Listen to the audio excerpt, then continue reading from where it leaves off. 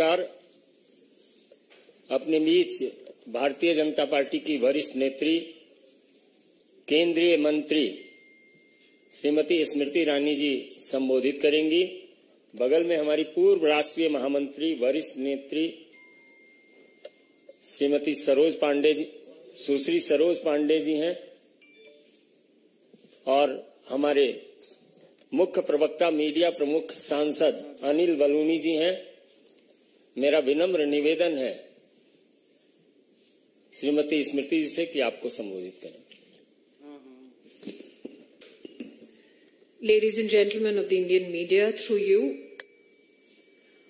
I would like to bring to the notice of all our citizens that the Honourable Home Minister of India, Shri Amit Shah ji, today in Lok Sabha appealed to all members of the opposition to initiate a discussion, a debate on the issue afflicting the state of Manipur. Amit Shah ji has repeatedly said that in both houses of parliament, he as Minister in charge of Home Affairs would like to bring certain facts to light, that the discussion is important from a perspective of national security, internal security, that this discussion, this debate is also expected by citizens of our country who elect us to Parliament so that issues of national importance can be productively discussed. What is shocking is the insistence of the opposition parties to not allow facts to come to the fore. देवी और सज्जनों, आज आपके माध्यम से मैं राष्ट्र के हर नागरिक को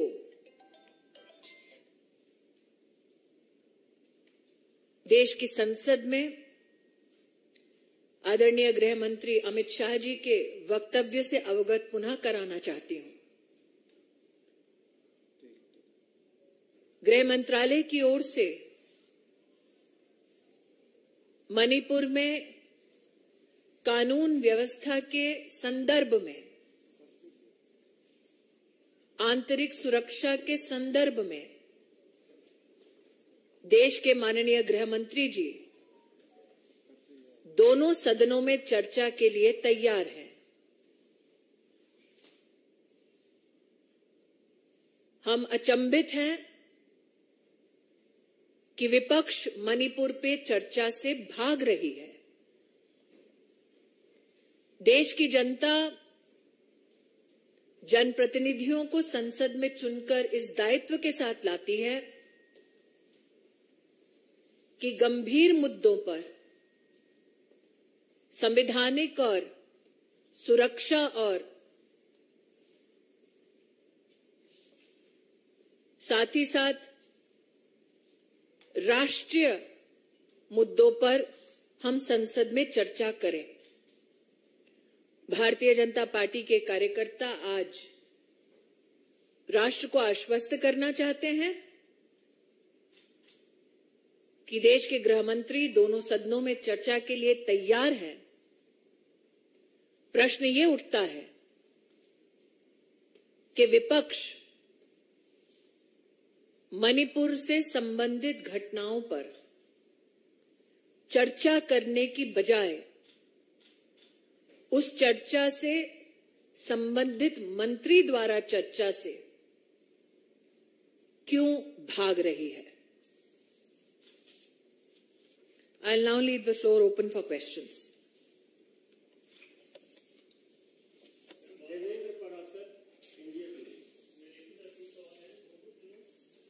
हाँ जी,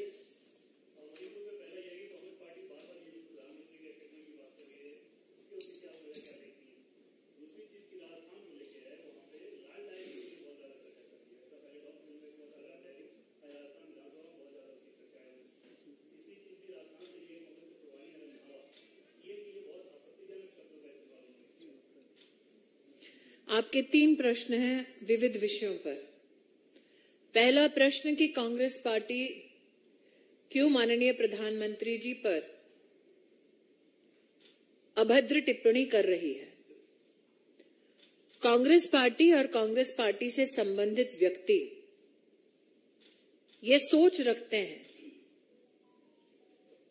कि जिस डायनेस्टी के छत्र छाया में वो अपना राजनीतिक जीवन जी रहे हैं,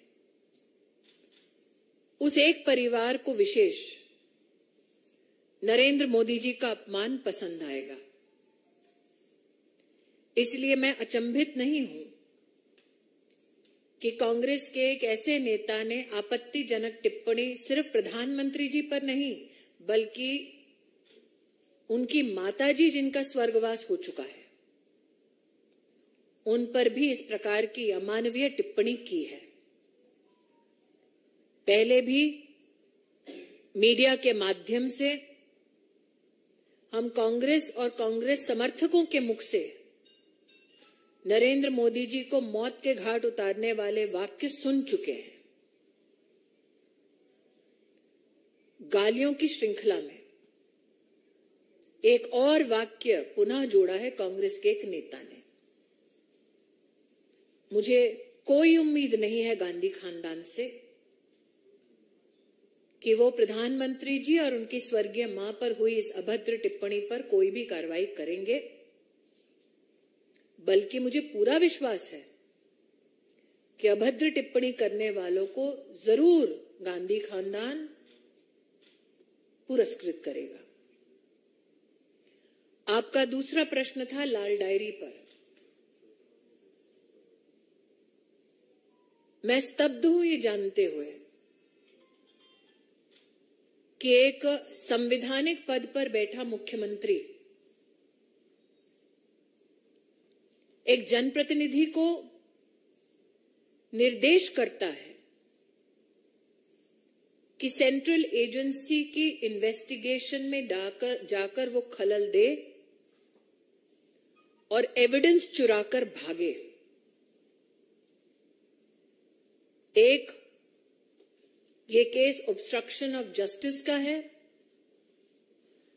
दूसरा, डायरी लाल हो, पीली हो या हरी, अब ये साफ हो चुका है कि उस डायरी में लिप्त है कांग्रेस के काले कारनामे। आपका देवेंद्र जी एक और प्रश्न है, लेकिन अगर सारे प्रश्न आप पूछेंगे तो आपके बाकी साथियों के पास प्रश्न पूछने का समय बचेगा नहीं। यतीन्द्र, टीवी 18। जी,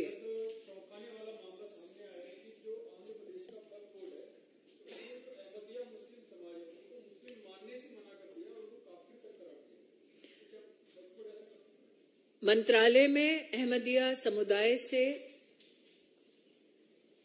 निवेदन प्राप्त हुआ कि उन्हें एक राज्य के वक्फ बोर्ड ने काफिर घोषित कर दिया है। मैं अल्पसंख्यक मंत्री के नाते ये स्पष्ट कर देना चाहती हूं,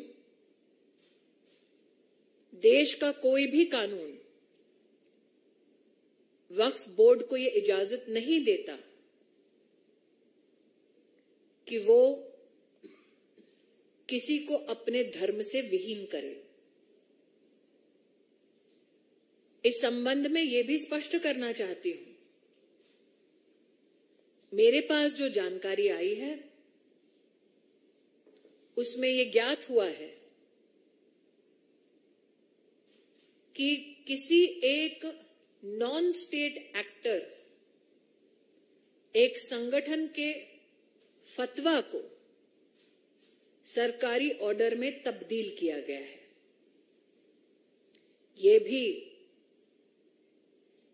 संविधान और एक्ट ऑफ पार्लियामेंट के विरुद्ध है। हमने प्रदेश की सरकार से गुजारिश की है कि वो संबंधित वक्फ बोर्ड के संदर्भ में कार्रवाई करके हमें सूचित करें।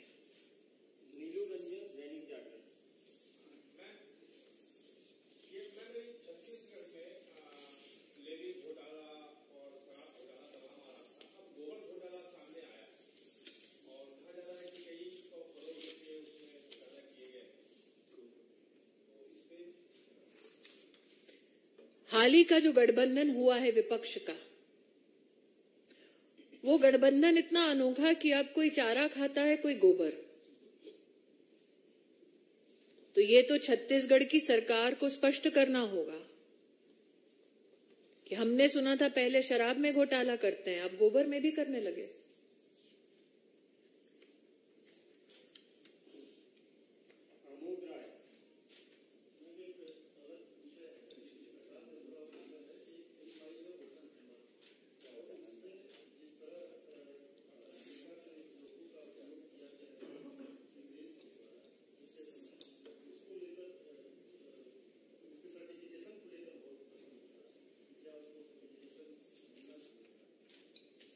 मैं इतना ही कहना चाहूंगी, ना मैंने फिल्म देखी है, ना मुझे ज्ञात है कि सर्टिफिकेशन प्रोसेस में कौन लिप्त है।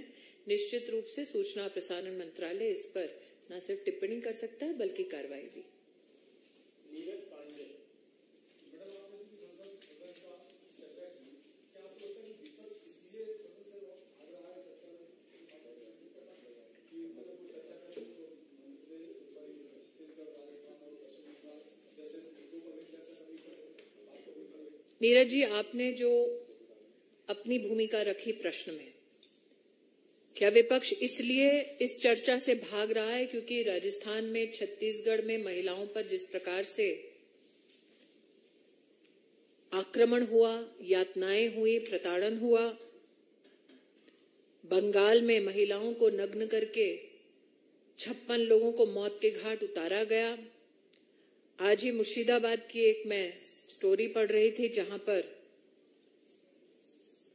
एक महिला को इसलिए किया गया क्योंकि उसने कांग्रेस के किसी कैंडिडेट का समर्थन किया। मेरा इस विषय पे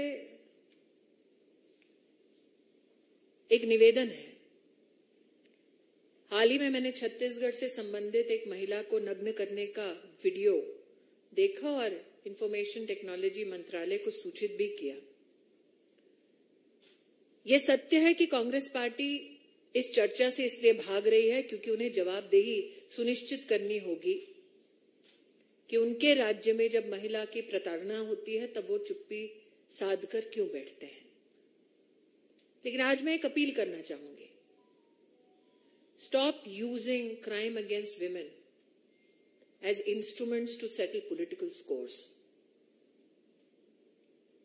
मैंने आईटी मिनिस्ट्री से भी निवेदन किया कि छत्तीसगढ़ की इस महिला के वीडियो के संदर्भ में सोशल मीडिया प्लेटफॉर्म से त्वरित रूप से चर्चा हो, क्योंकि जब महिला का इस प्रकार का वीडियो बार बार वायरल किया जाता है तो उस महिला को आप रीविक्टिमाइज करते हैं। तो सोशल मीडिया प्लेटफॉर्म से छत्तीसगढ़ का ये वीडियो आया है।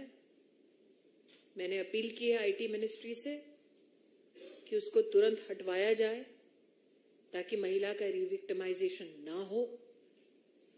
क्यों कांग्रेस के एक कार्यकर्ता का समर्थन करने के लिए बंगाल की एक महिला को नग्न किया जाता है और कांग्रेस चुप बैठती है?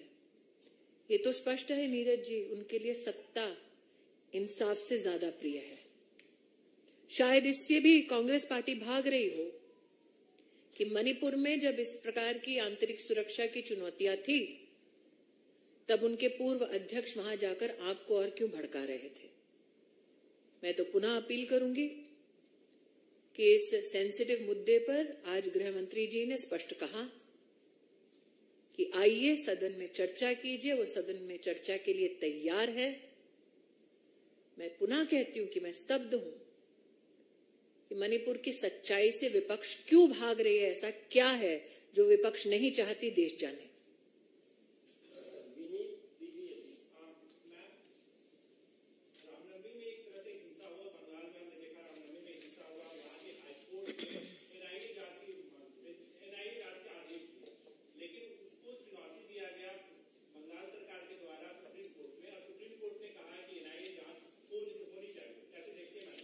मैं इतना ही कहूंगी कि हाईकोर्ट के ऑर्डर को चुनौती देना यह अपने आप में ममता सरकार का संकेत था कि वो नहीं चाहते कि रामनवमी में जो घटना घटी हिंसक, उस पर जनता को न्याय मिले और विशेषतः हिंदू समाज को न्याय मिले।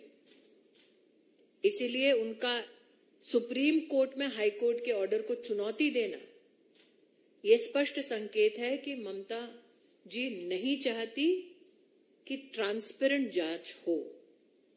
मैं आभारी हूं कि सुप्रीम कोर्ट ने रामनवमी से संबंधित हिंसक घटनाओं की जांच एनआईए के पास रहे, इस बात को प्रखरता से कहा।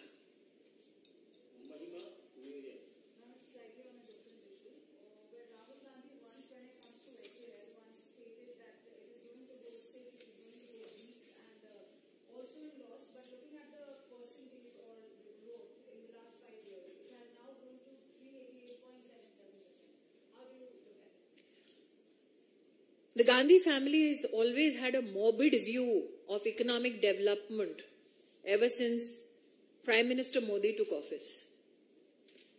That they have contributed to scams worth 20 lakh crores in the country is something that the Congress never comes clean on. I congratulate HAL for showing growth as per your pronunciation and even what the market summary says of 388% in the past 5 years. I would also like to highlight that we now as a country have become the 4th largest exporters in electronics. That the Prime Minister's PLI scheme for smartphones has in fact contributed 52% to electronics exports is yet another manifestation of the success of Make in India. That the Congress party and particularly the dynasty was never in support of Make in India.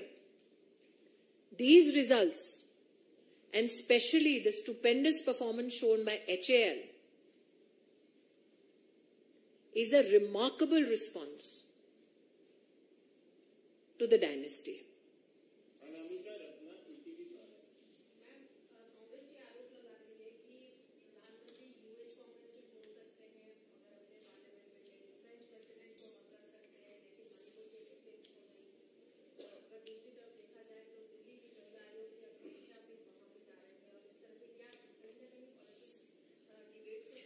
मैं दोबारा कह रही हूं, आज छत्तीसगढ़ की एक घटना video के माध्यम से पुनः वायरल की जा रही है। प्रधानमंत्री जी ने उस पर भी कोई टिप्पणी नहीं की है। 56 लोगों को मौत के घाट उतारा गया है। विपक्ष उस पर चर्चा नहीं चाहती। मुर्शिदाबाद में एक महिला को नग्न मात्र इसलिए किया गया क्योंकि वो कांग्रेस के कैंडिडेट का समर्थन कर रही थी। पंचायत के चुनाव में कांग्रेस पार्टी इस पर भी चर्चा नहीं चाहती। बिहार में एक महिला के साथ दुष्कर्म किया जाता है, कांग्रेस पार्टी इस पर भी चर्चा नहीं करना चाहती। कांग्रेस पार्टी अपने आप को सिलेक्टिव आउटरीच तक सीमित करना चाहती है। ये राजनीति उनकी पूरा राष्ट्र समझता है, लेकिन विषय मणिपुर का जहां तक है, ये आंतरिक सुरक्षा से संबंधित है, राष्ट्रीय सुरक्षा से संबंधित है। जब देश के गृह मंत्री जो इस मंत्रालय के अंतर्गत उस विषय पर संवैधानिक जिम्मेदारी रखते हैं, स्वयं सामने से कह रहे हैं आइए चर्चा कीजिए, तो मणिपुर की हिंसा का ऐसा वो कौन सा तथ्य है जो कांग्रेस पार्टी छुपाना चाहती है? बहुत बहुत धन्यवाद। Thank you.